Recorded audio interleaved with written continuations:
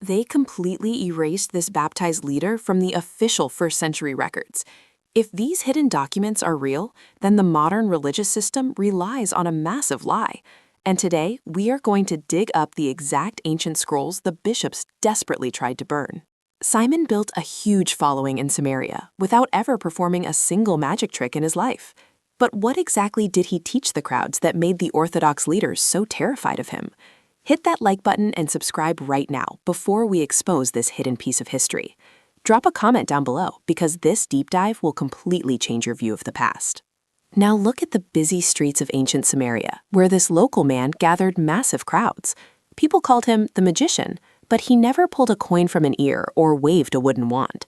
He just possessed a massive intellect and organized a strict community right in his hometown. He studied the old scrolls daily and taught his followers about the origins of the universe. His growing independence quickly became a massive threat to the men sitting in their high chairs. The Orthodox fathers realized they needed a harsh plan to destroy his entire reputation forever. So what drastic measure did the headquarters take when they saw his numbers doubling every week? Philip pulled Simon up from the cold river water and made him an official part of the movement. But Simon refused to send silver coins to the southern headquarters or report to the apostles. He wore plain woven tunics and sat in the dirt circles with the local carpenters and fishermen. The crowds listened carefully as he read aloud from the Genesis texts under the hot desert sun. He set up strict community rules and organized daily meals for his dedicated local followers. The southern leaders wanted total control over this territory and viewed his group as a rogue threat. Messengers from Jerusalem stood on the edges of the crowds and wrote down his exact teachings. The tension escalated quickly in the open air as the official enforcers watched him closely. How far would the angry men from the headquarters go to shut down his independent operation? Fast forward a few decades, and his independent followers completely filled the streets of Rome.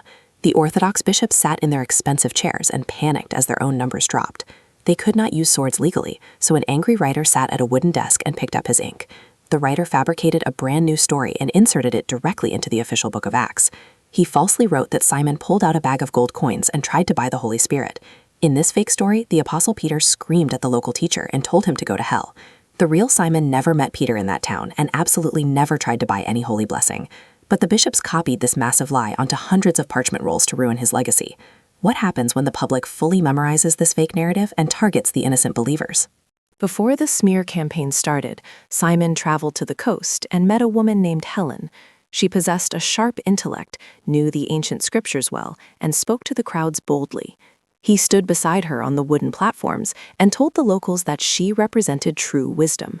Helen organized the community offerings and managed the local women with incredible efficiency. The Orthodox men watched her rise to power, and their faces turned completely red with pure anger. They knew they could not defeat her logic, so they launched a dirty rumor in the local taverns.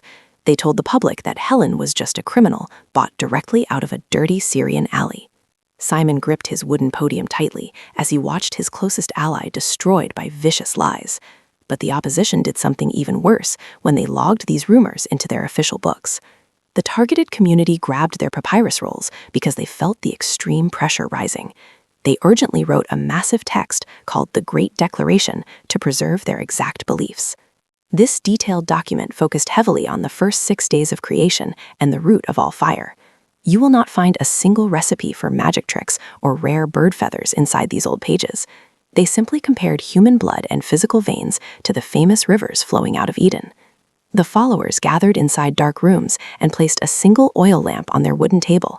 They read the fragile plant leaves out loud to understand how the Creator actually built the earth. These serious students memorized every single sentence as a strict manual for their own survival. They taught the specific words to their children while the Orthodox leaders plotted against them. Everyone knew the powerful men down south were preparing a massive strike to burn their documents. Simon transitioned from a physical man walking the dirt roads into a fixed set of written ideas. The independent believers locked their wooden doors at night and waited for the inevitable attack. Their daily meetings shrank in size as fear spread through the entire neighborhood like a virus. The Orthodox priests counted their gold coins and hired enforcers to track down the secret groups. Heavy boots marched across the stone pavements late at night, searching for the banned papyrus. The innocent followers hid their sacred texts inside clay jars, buried deeply beneath the floorboards. Some families packed their few belongings and fled the busy city limits to avoid the coming purge. The remaining members braced themselves as the harsh sounds of the enforcers echoed outside. They tightly gripped the edges of their tables, realizing their peaceful days were officially over. Would their memorized words survive the flames when the armed men finally broke down their doors? The tension violently snapped when the enforcers kicked down the wooden doors of the secret houses. They dragged the alternative leaders straight into the public squares and sparked massive bonfires. The Orthodox priests forced the terrified crowds to listen as they read the fake gold coin stories. They hurled vicious insults at Helen and shouted aggressive warnings at anyone who dared to stay. Enforcers in heavy coats grabbed the discovered papyrus scrolls and threw them into the blazing fire. Many frightened followers cracked under the pressure and joined the Orthodox side to save their kids. But a small, stubborn group refused to bow and whispered the banned teachings in total darkness. The tragic events unfolded rapidly as the official army pushed the rebels completely underground. Could these few terrified men and women hold on to their beliefs while the walls closed in around them? Decade after decade, the secret basements got quieter as the older generation took their words to the grave. Their children grew up only knowing the villainous fake character from the sanctioned Orthodox texts. The victors built massive stone cathedrals directly over the spots where the independent groups met.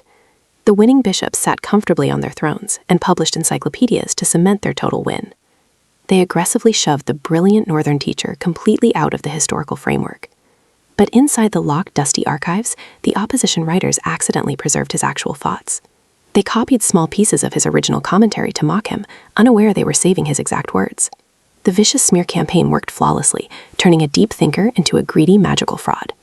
What happens to our understanding of the past when the winners fabricate the entire official record? We rarely question the leather-bound records handed directly to us by the men who won the bitter wars. We read a printed name on a vintage page and instantly accept the horrible villain they present to us.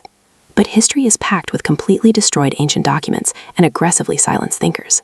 Simon simply tried to build a group of sharp scholars, and his reward was a permanent fake identity.